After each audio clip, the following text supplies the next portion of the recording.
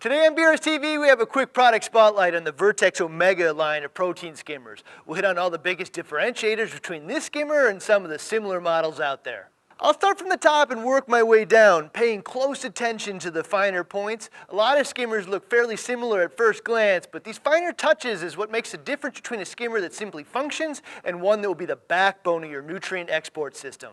First thing you'll notice when assembling the skimmer is the weight and sturdiness of the components.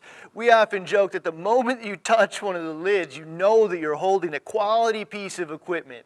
A closer inspection shows refined edges and perfectly curved surfaces designed to allow the foam to flow over the surface as easy as possible. The cup itself is threaded and spins off super easily, even after it's been in the sump for a long time. These milled threads are much harder to manufacture than twist locks and O-rings, and why most manufacturers don't use threaded necks.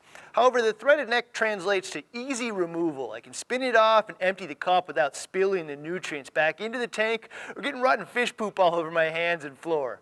Twist locks and O-rings are notorious for being somewhat sticky, which almost always results in spillage. Almost every skimmer out there has a silencer on it these days. The Omega ups the game a bit by including a foam insert, which further reduces the noise produced by the skimmer. In fact, I'm comfortable saying this is one of the quietest skimmers I've ever used. The wine bottle shape has become very popular with a variety of brands, probably because it looks nice and performs well. One thing that stands out with this body is the PVC welding. All the primary joints are not only welded together with solvent, but they also run a bead of PVC to increase structural integrity of the skimmer. Well, no one plans on dropping their skimmer. Stuff like this does happen, and this type of thing is a nice feature when it does happen to you.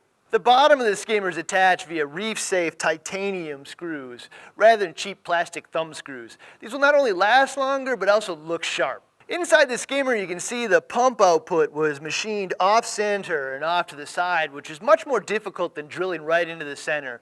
The added effort here results in a vortex of spinning bubbles, which rises out of the foam chamber in a uniform fashion.